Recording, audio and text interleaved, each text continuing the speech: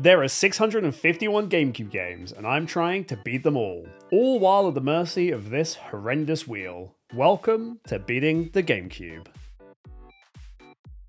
Game number 16 is Conan. Released in 2004, it was developed by Cauldron and published by TDK Mediaactive. Based on the literary character of Conan the Barbarian, this is a brawly hack-and-slash adventure game. Souls-like is a bit of an overused term these days, but I definitely think that the genre has borrowed some DNA from this title, as it's extremely unforgiving. Did I crush my enemies to hit a lamentation of their women? Let's find out. Also, just quickly, these videos take a ton of effort, so a like, comment, and subscribe really helps the channel grow. Thank you. The plot is all conveyed through very basic cutscenes, all voiced by an unseen old man. And I'll tell you, this guy loves Conan. Throughout the entire game, he is yapping away about the tall, strapping Sumerian with legs the size of tree trunks and a fabulous head of hair. Not a cutscene goes by where he isn't talking about how awesome Conan is. Tell, don't show. The first rule of storytelling. For game modes, there is either a story or a multiplayer versus match. For this challenge, I need to complete the story and see the credits. I took the default difficulty of Warrior, and with that, we were ready to get stuck in. More cutscenes first, and combined with the ones from booting the game, that's 15 minutes of exposition. The plot, though, is extremely basic, so as a quick summary, while Conan was out hunting, his village was invaded by the evil Vulture cult. They slaughtered every villager and burned the place to the ground. Conan heads to the Black Mountains to pursue the cultists. The game centers around this revenge arc and the various fantastical obstacles that we'll need to overcome to achieve it. As a classic hack-and-slash game, there is a ridiculous amount of combat throughout. At the beginning, I have a sword, and I can only press A or B for very basic swings. There is also a Devil May Cry style ability system for unlocking new attacks by farming combat for experience. Environmental traversal is the other major aspect of the game. Conan can jump a very impressive height, scale ledges, and climb obstacles. I will always appreciate games that teach you how to play by doing, and the Black Mountain area is a series of fights with wolves to incrementally introduce new combat mechanics. Here I was taught to block attacks and capitalize when they stagger. I also gained my first brand new weapon, the Big Boy Mace. Weapons are scattered throughout the game and are entirely missable, and I certainly missed a few. What I was much less keen on were the controls. They have this horrible, floaty, weightless feel to them. I also noticed that if you turn the camera whilst Conan is moving, he'll just continue to run in the same direction rather than following the camera as it turns. This is awful. It makes exploring much more of a chore than I would have liked. The environments are pretty vast. There is little guidance on where to go or what to do, so I was often left to carve my own path through obstacles. I just cannot stress, though, how clunky I found the controls and camera to be, so my experience was always a bit marred by the frustrations that this caused. I personally know very little about Conan lore, but there were tons of weird enemies to fight, like these giant bugs. Every area brings new types of enemies, and I definitely appreciate the variety. I focused my skill points into the basics by enhancing my regular sword swings, and I continued to slog my way through wolves. Eventually, I encountered a weird, saber-toothed man-bear-pig, and with my upgraded sword attacks, made mincemeat from him. His death roar then unlocked a new path. Conan even carved him up to fashion himself a fancy little hat and wristlets, so now we look fabulous. After more climbing though, I encountered a much tougher bear, and with only a few attacks, he killed me. This leads to the most unique, and in my opinion, worst system in the game, death. When you die in combat, it's considered honourable, and you are instantly warped to the Kingdom of Crom. If you could beat a trial of Crom by slaying enemies, you'll be brought back to life in the exact spot that you died. This is all handled pretty unceremoniously with loading screens. However, should you die out of combat, you are instantly booted to the main menu. That means if you fall too far, get hit by an environmental hazard, or even some types of combat bugs, you will instantly lose all progress since your last save. Seriously. Now, in case you're thinking that doesn't sound that bad, you have finite saves as well. To save the game requires spending a resource called a Sacred Stone. These are found as you explore, and they cap out of 4 in your inventory. What this translates to is often having to choose to not save for 30 plus minutes as you run out of stones, dying to a random boulder falling on your head, being booted to the main menu, and losing all that progress since the last save. Needless to say, the whole system is frustrating and led to a lot of extremely annoying moments throughout the run.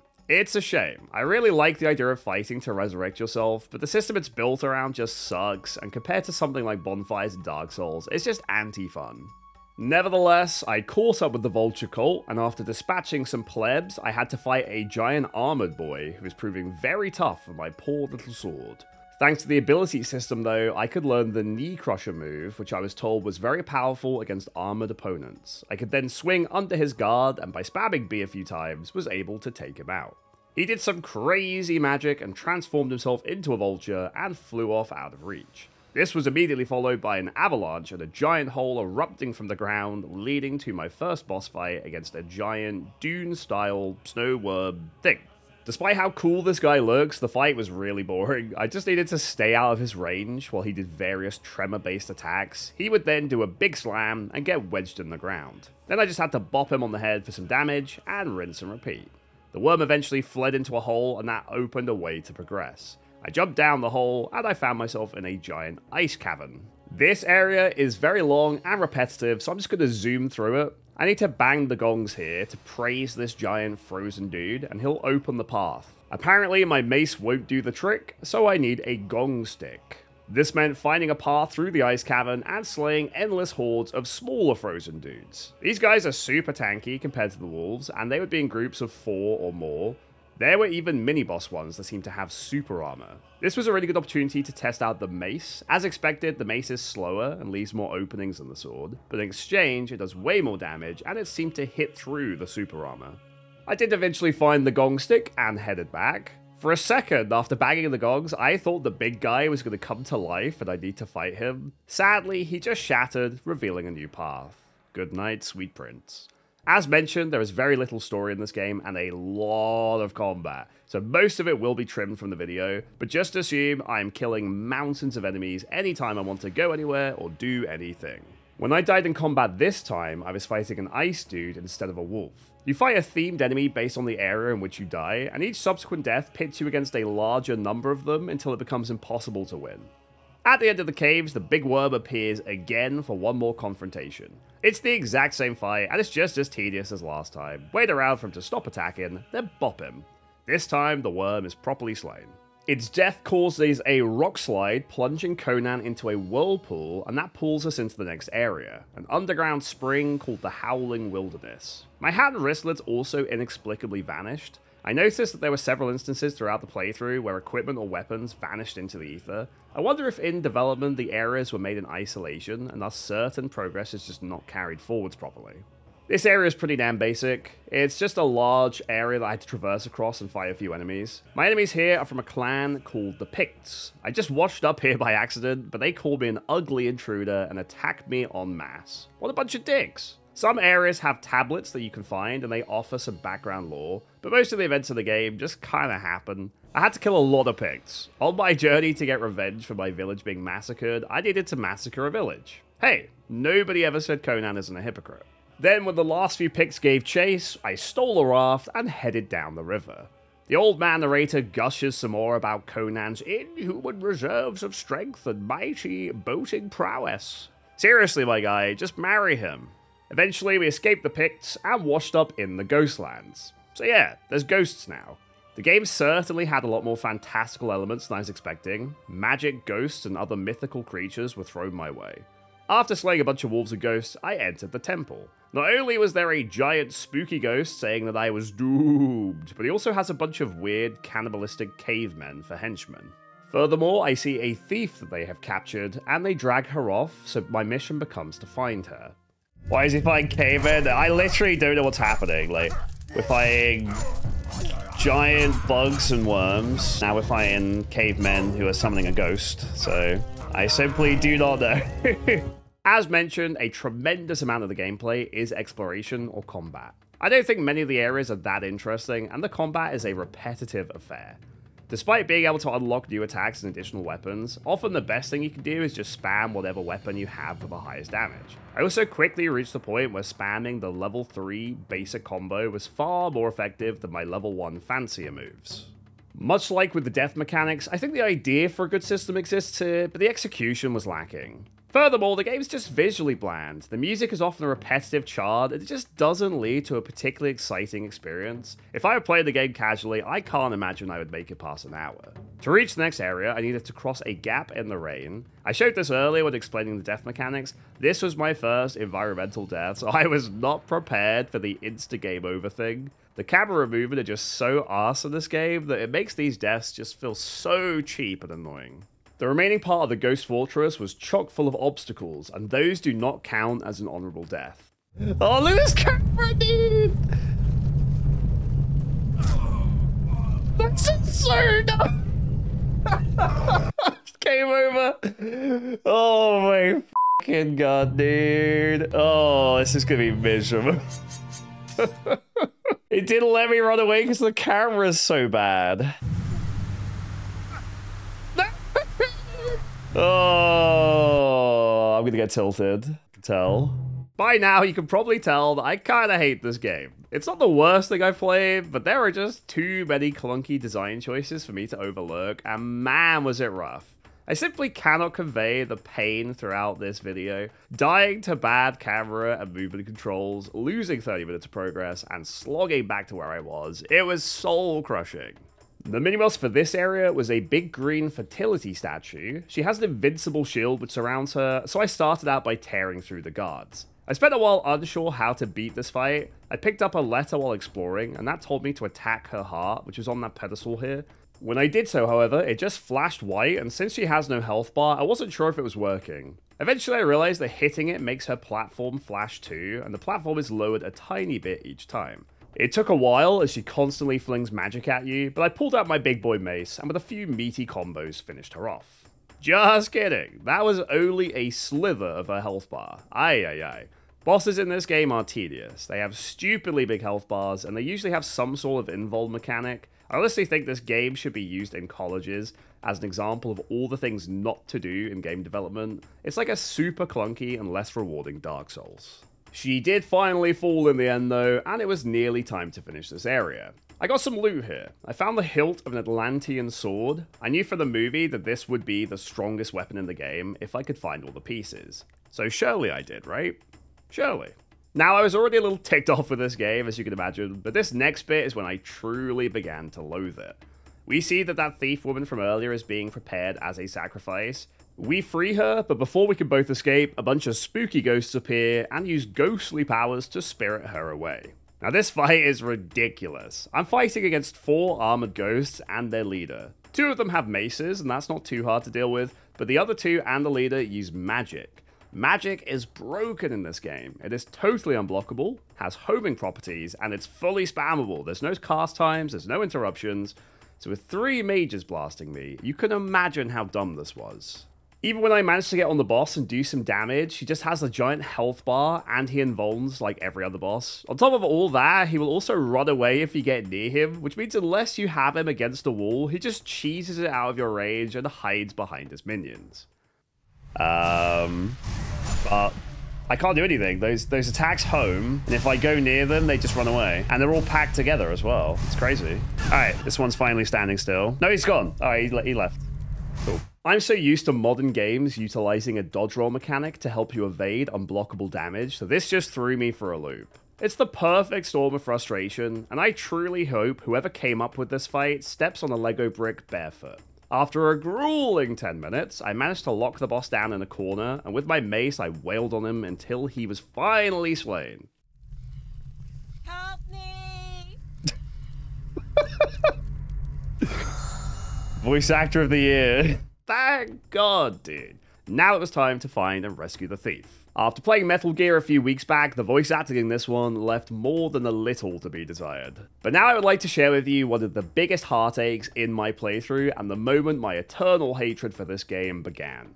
I was constantly running out of sacred stones to save with, and after beating this boss, I was down to my very last one. I saw one sitting on a ledge looking very tantalizing, and I needed it so I could save my progress after those 2 bosses. Unfortunately, the game decided to eat my jump input, and the rest is history. Bro! Oh my god! This is what happens. You go back to the menu, you lose all your progress, and you load into your last hard save. I literally press jump. My heart still breaks a bit when I watch this back. I hadn't saved since all the way back before the Fertility Idol boss, as I was down to my last Spirit Stone. I was trying to wait until I had at least 2 before saving so I wouldn't run out. Since this was environmental death, I was insta-booted to the menu, and I had to do the whole thing again. Not only that, this time it took me way longer to beat the crazy mage boss fight. I just couldn't get him stuck like I did the first time, and that meant it took me several attempts, and it even included me coming back to life through Crom's trials. All in all, it took me 20 minutes to get back to where I was, and the bulk of that I was stuck fighting those annoying mages. What a world, man. Still, 20 minutes later, and a little worse for wear, I finally made it back. I was very cautious this time, and thankfully I made the jump, picked up the Spirit Stone, and that meant I could lock in my save and all that progress. This leads into a giant cave network, and I caught up with the thief and rescued her properly. I learned that her name is Zyrene, and she is from the great city of Cordava.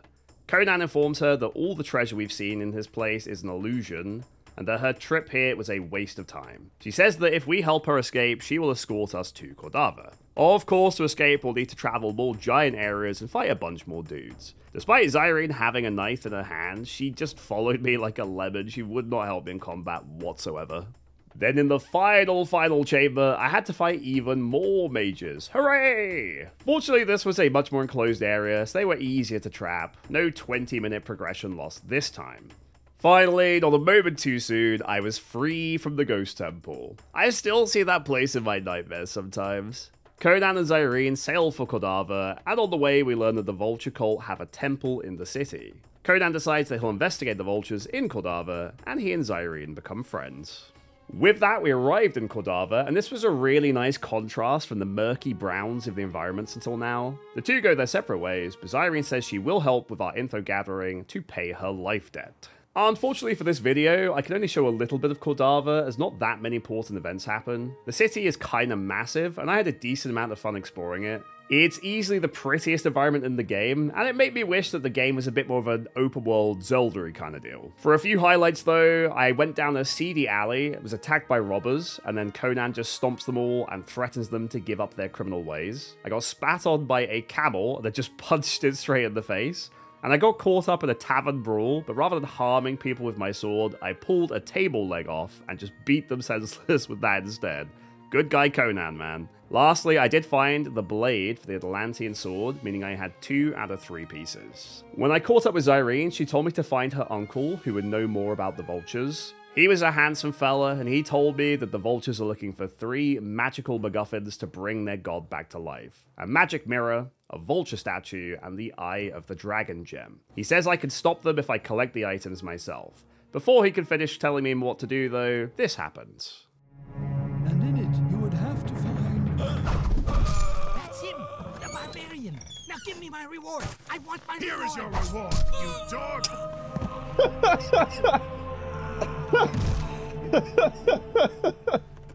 This game just is so stupid. I love it. Again, there's just an obnoxious amount of combat in this game, and it mostly plays out the same way, so I'm just going to show notable fights from here. My quest was to find the MacGuffins, so I set out to do that. First, I infiltrated the Vulture cult's temple. The statue I needed was guard within, so I had to battle my way inside against a huge army of guards, and then climb into the tower using some ivy. This place was a pretty nice balance of fighting skelly-mens and puzzle solving. Throughout the game, you can find some scrolls called riddle scrolls. These will either tell you where to go next, or will help you find out solutions to certain puzzles. So I had to use those to work out what to do. Puzzle 1, I solved by activating the glyphs in the order 3, 4, 2, 1, which I worked out from one of the scrolls. Puzzle 2 was more annoying. There were vulture statues that turned when I interacted with them. At first I thought maybe I had to point them all in the same direction, but after some experimenting, I realized that they have a switch under them, and that will only activate when they face a certain direction. I then needed to stand on the final switch to open the trapdoor. Down there, I battled a big boss skeleton, and he dropped a giant-ass weapon called the Axe Sword. This huge chopper was my weapon of choice for a good chunk of this playthrough. It just has insane reach and damage. I love it, man. Puzzle 3 required killing snakeheads in the walls within quick succession to prevent them from respawning. This all led me down into the bowels of the tower, where I battled a number of elite guards and made my way toward the statue.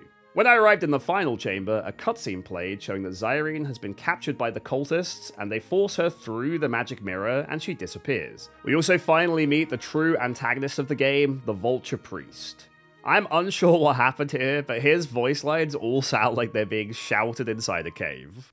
Finish him quickly and thoroughly. I hope that I won't see that dog again. May hell devour you, barbarian! There were plenty more elite mobs to beat here, including some huge shield dudes. These were a little annoying to deal with, but with my big beefy sword, I chopped through them easily enough. I have no clue why they left the sculpture behind, but I was able to yoink it, and that gave me one of the 3 MacGuffins to beat the game. With that all said and done, I needed to flee the city. For some inexplicable reason here, my horse was just chilling inside the temple grounds, so I used my trusty steed to go to the harbour and did a very cinematic jump onto a ship bound for the next area. This was also my cue to switch to Disc 2, meaning I was about halfway through this cursed game. Another long cutscene of Conan glazing here, but long story short, I'm heading to the desert as the librarian mentioned it just before he was killed. Lots more enemies to fight here. Thankfully, my beautiful giant sword still does tons of damage. One of them tells me that the magic mirror from before has been moved to its final destination and that the ceremony is imminent. So I'm going to have to find the Dragon's Eye and locate the mirror. After even more fighting, I removed some skeletons obstructing a mirror, and that opened the way into the lost city of Stygia. Within here was another combination of puzzle solving and combat. There are these ghoul-like creatures everywhere, slaying them provided the fire globe. I then needed to investigate a series of rooms to figure out the next steps. Within one of these, I found the yellow brimstone, and another had the red brimstone. I then put the brimstones into some slots, spawning some levers, and then activating those made a pedestal appear. Placing the fire globe into the pedestal made some weird glowy jazz fly through a hole, and this lit up a series of stepping stones back in the main corridor. I then of course would need to land on only the glowing tiles to avoid falling to my death. Sadly, the terrible controls had another idea, and I fell a small height and that caused me to die, and it wasn't a combat death, so I was booted to the main menu. Thankfully, I had saved upon entering the area, but that did mean doing the same thing all over again. Surely it will go better this time though, right? No, it's meant to— oh wait! Dude, what? What do you mean? I made it! What do you mean, dude? What do you mean? I made that jump. Great game. I really just cannot stress how poorly Conan and the camera handle this game. Movement is frustrating, so a puzzle like this is gross. I got to 1 tile away on my 3rd attempt, but I still couldn't make it. Finally though, after doing all of that multiple times, I did make it to the next area, but man was that rough.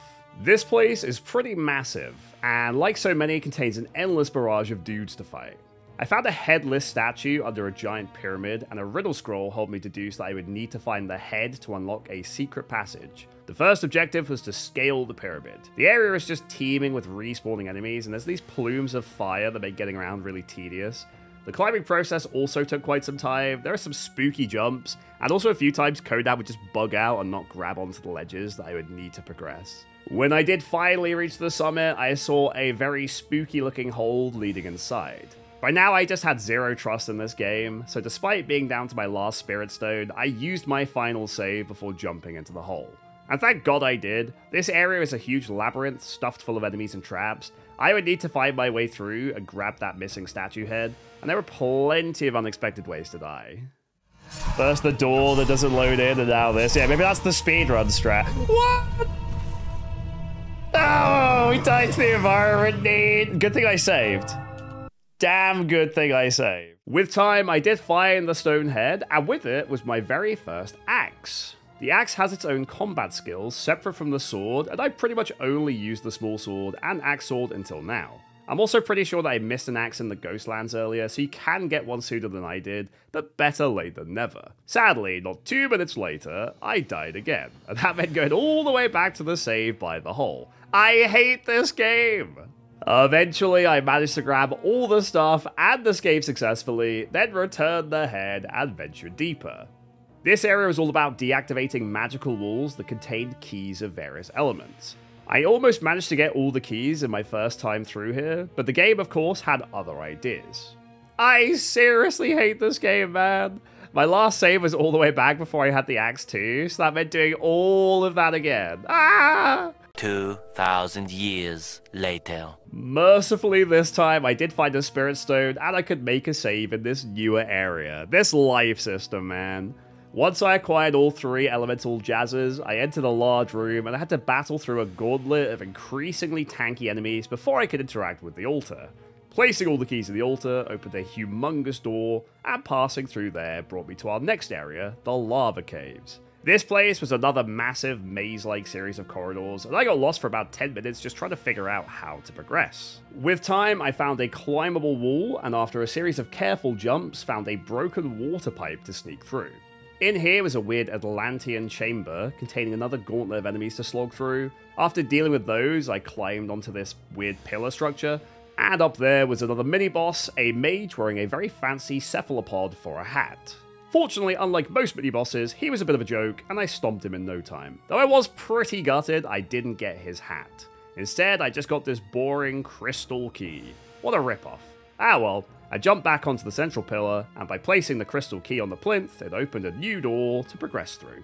This brought me to the other end of that damaged water pipe, and I spent some time weighing up whether or not I should save, as I was down to my last spirit stone as usual. I decided to be brave and headed down to the new area. I thought as long as I stayed off the lava, I should be fine. But of course, I got wedged on the terrain, and the lava killed me. Then, because that wasn't a combat death, I got booted to the main menu. Then, my last save was all the way back at the start of the lava caves. Release me, demon game! I really don't know if this video will convey the agony of playing this. People who were there for the stream will definitely remember the pain though. Dozens of times throughout the playthrough, I would be killed due to a bug or bad controls or whatever else, and I'd have to do the same 10 minutes of gameplay I'd just done. Mercifully, on my next attempt, I battled the controls enough to get across the lava, and that led me deeper into the caves.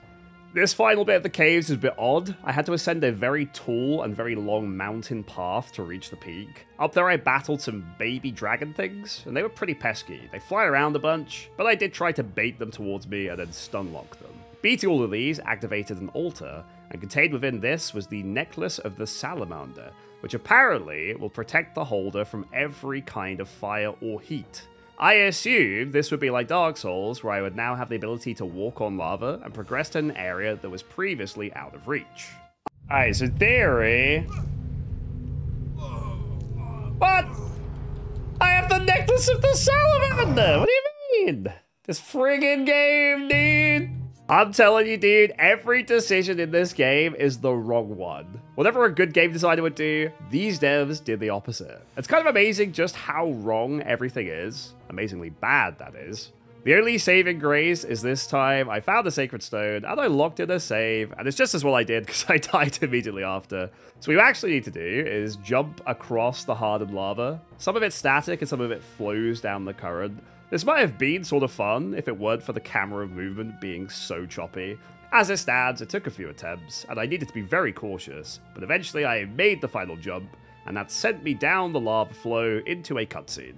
After escaping the volcano, Conan proceeded into the jungles of Darfur. This is our second to last area, and it's home to many predators and deadly Darfurian shamans. By this point, I was cooked, man. This is one of the only games I had to beat across 3 streams, as I was just so ticked off with it. It turned out to be a very good thing that I left it until then, because the final stretch was anything but stress-free. By now, I'd maxed out a lot of abilities, and I was just earning so many skill points that I could spend them fairly liberally. Besides the sword and axe skills, you could also get a small amount of passive health and stamina regen, plus an overall damage boost. So I had all the passive stuff, plus the majority of the sword tree. Darfur isn't especially long, and I quite enjoyed the greenery after so much of the game being browns and greys.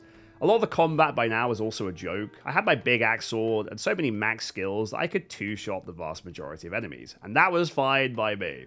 Most of Darfur is puzzle solving, with the progression routes often being blocked by things like a mudslide. Finding ways around the obstacles involves climbing ivy and stuff which is hidden behind scenery or guarded by enemies. We could then do something like push some boulders to create a new path. I was even playing old school RuneScape briefly. I had to battle some demonic gorillas. They were a little tanky, but like most things, they're not that tough.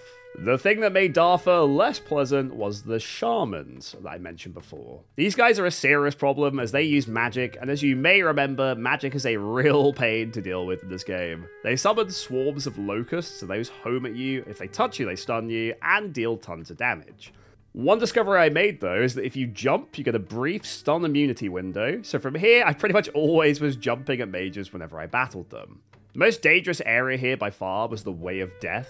This was a long string of traps and hazards that, you guessed it, will one-shot you, and that means insta-game over. There's even falling rocks all the way through that damage your health bar, and of course, enemies to fight, including my old friend, the Shaman. I was kinda cooking on my first attempt. I made it most of the way through the 5-minute gauntlet, but sadly, in typical fashion, I got caught by the very last obstacle, and that meant I needed to do the whole thing again. Once I made it through properly, I did find this giant plant called the Black Lotus, and I needed to defeat it by hacking through the respawning vines and chasing down the shoot that makes up its main body. Defeating this plant rewarded me with a gnarly looking weapon called the Black Axe. At this point I could freely switch between my choice of 3 weapons. I went for the basic little sword, the big axe sword, and the Black Axe. Through the now clear briars, I could access a hidden temple, so I ventured inside.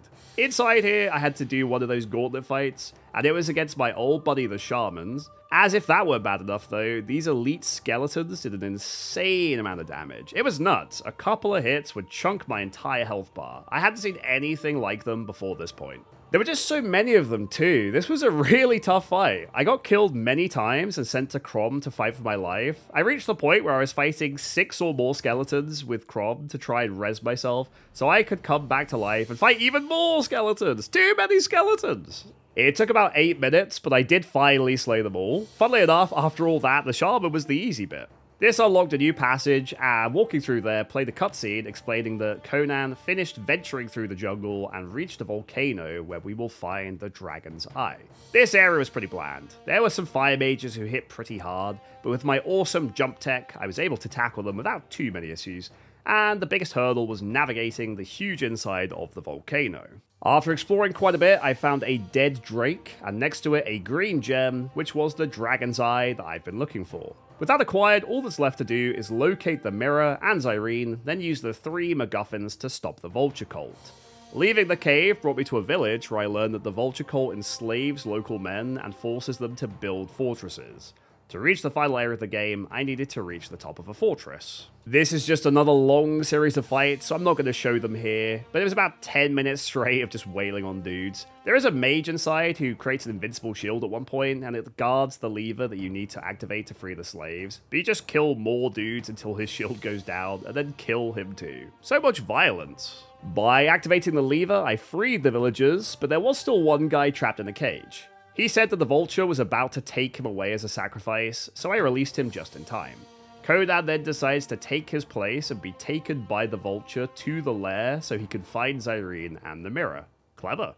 And here we are! The vulture took me to the otherwise unreachable mountain city of Kashan, where the final battle awaits. Now this place is friggin' huge, and a real pain to navigate as well. Despite being so close to the end, the real ordeal was just beginning. I thought combat was exhaustive in earlier levels, but they just dialed it to the max here, and to even move a few steps required beating a small army. I'm not kidding! Every door, elevator, and screen transition leads to more and more dudes. It felt like it was never going to end. The ground floor was fairly linear, it was just moving through a series of rooms. This eventually led across a bridge into the stables. This is where those giant vultures are kept, and of course contained plenty more enemies. I did get the final mace, Boris's favor, but by now the Black Axe outdamaged any other weapon in spades. I locked in a save with my last Sacred Stone here, as I knew from experience I was bound to die in a dumb way soon, and it's just as well that I did. I needed to proceed towards a labyrinth, which would be the final section before the last boss. To get there, I needed to explore and backtrack a bit, and fight another of those long, grueling gauntlet fights where enemies just keep on coming.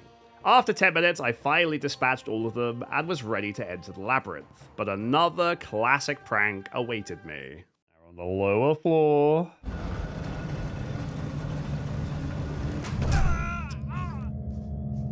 I fucking hate this game! I swear to God, man. Satan made this game. Oh, we're all the way back in the stable, by the way. We're all the way back in the stable. What an absolute joke.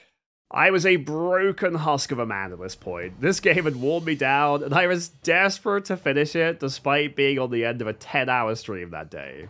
Now, I'll be real with you, this area was long and exhausting, and I feel pretty much the same way now coming to the end of the video.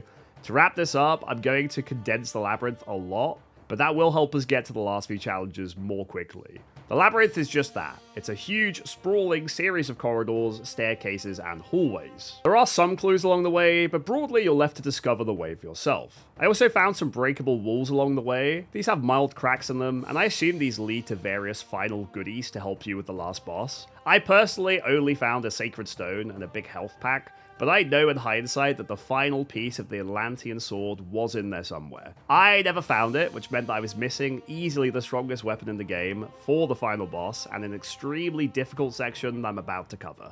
Surely I did, right? Surely. At the end of the labyrinth, but before the final boss, I needed to beat a chamber called the Last Illusion. This place kicked my ass 6 ways to Sunday. It's an incredibly long and drawn-out fight against the most elite skeletons yet. These guys not only can two-shot me like the ones in that temple, but they also tank hits for days. I have to imagine the Atlantean sword would have done good work against them, but both my axe and sword axe did pitiful damage. Not only that, but for every skeleton you kill, another shambles out of the flaming entryways, and they just seem to never end. I did start to wonder if there was a trick here, since the room is called the Last Illusion, so I began to look for a puzzle. There is a pentagram in the middle of the room that as you walk across it, falls down to make a death pit. We wondered if there was a trick here.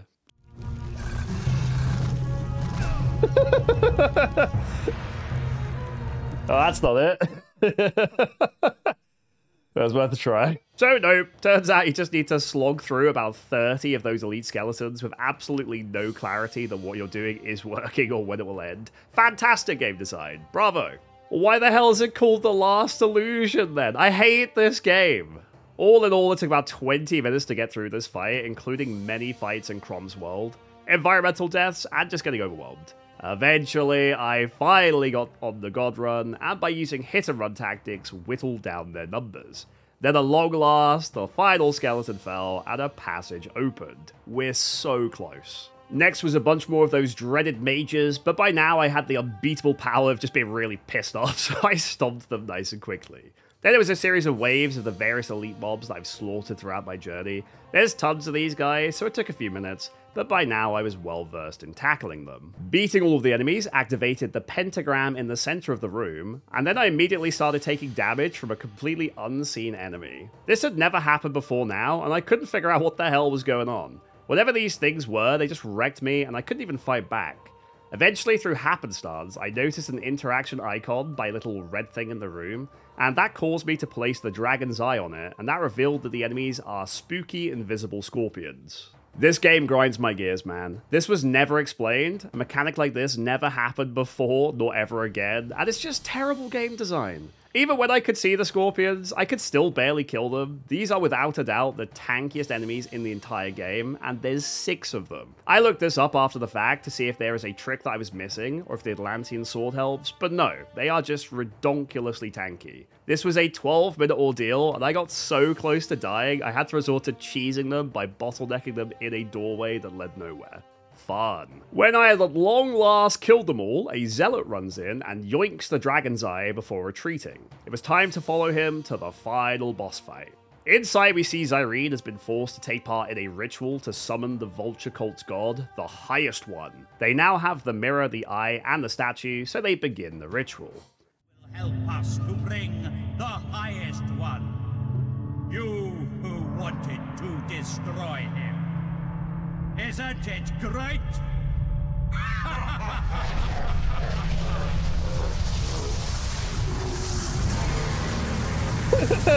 Alright, playing Killer 7 now. I immediately locked in my final save with my very last Sacred Stone, and it was time to fight. There were some mages to beat here, but with my jump tech, that wasn't too difficult. Sadly, that's only phase 1, and very much the easy phase. The priest begins the ritual proper, and he begins to collect energy to channel into the dragon's eye by sacrificing his zealots inside these weird, foggy-looking chamber things on the outside.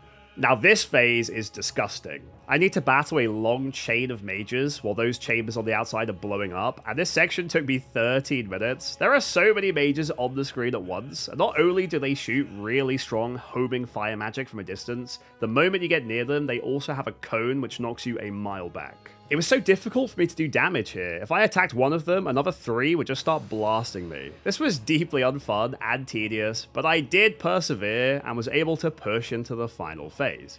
The ritual is finished, and the highest one is summoned. I still have no clue why a vulture cult full of guys who turn into vultures worship a giant snake, but when has this game ever made sense?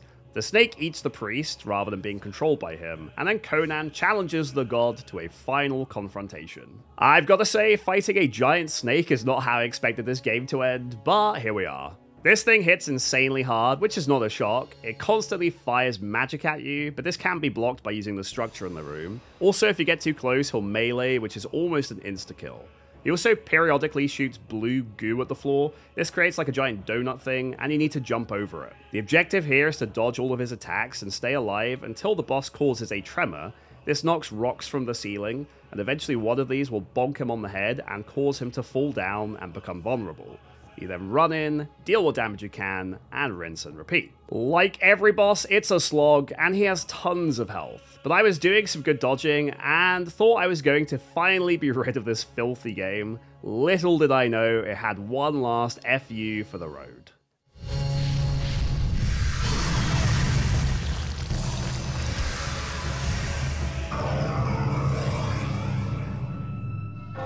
That counts as not dying in combat. Wow, wow, wow, wow, wow, wow, wow, wow, wow, wow, wow, wow, wow, wow, wow, wow, wow. This, honestly, I've never played a worse video game. I really don't think I've played a worse game than this.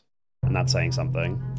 That's right, even during a literal boss fight, if you die from a falling rock, from a rock slide that the boss literally caused, it doesn't count as a combat-related death, and you cannot fight in Crom's Kingdom to come back. I nearly cried here. I had been streaming for about 12 hours that day and needed this game to be finished. I spent 20 minutes doing several more attempts. Every time I died properly, I would need to do the entire mage phase again before I could even attempt to fight the snake. This was misery. After a very long time, I did manage to get to the snake phase with a good amount of HP left and some heals in my inventory. From here, I knew if I just played super cautiously and kept on moving to avoid rocks, I could win this.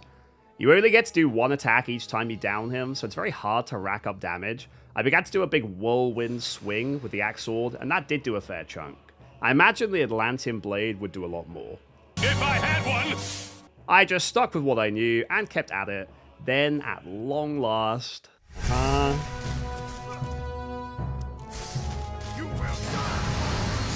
Wait, we got stuck on it! Maybe that's what he did. He got, like, jammed on it and then did loads of damage. Maybe they knew something I didn't. Chat, hold your pogs till the credits start rolling. It says victory, but I don't trust this game. I'll never trust this game. What an unceremonious win as well. Thankfully, this really was the end. The narrator talks about how Conan went on to become king and had more adventures, but for now, we stopped the vulture cult, and those stories are for another time. At long last, the credits rolled, and thank God, man. I have never been happier to see the back of a video game in my life. This was a nightmare. But that concludes Conan. Holy, was this rough, man. Finishing this felt like a Herculean task, and if I ever play this again, it will be too soon. It took me 9 hours and 39 minutes to beat, but I'll tell you, it felt like 100. I gave this an 8 for difficulty. The combat itself is often annoyingly simple, but the finite life pool and huge punishment for environmental deaths made this a real bear. Enjoyment scored our first ever 1. I pretty much hate this game. It's become a meme on my Twitch channel of people asking for a Conan speedrun, and I think not a week goes by where it doesn't come up. In that regard, it does have a special place in my heart, but certainly not for good reasons. If you made it to the end, then please enjoy a sneak peek at what I'll be playing next time. We did something a little different here. After this ordeal, I decided to treat myself for Halloween, so next week is a big one, Luigi's Mansion. How did my adventure in this classic gem go? We'll find out next time. Thank you very much for watching, please remember to like and subscribe, and I look forward to seeing you then. Bye-bye.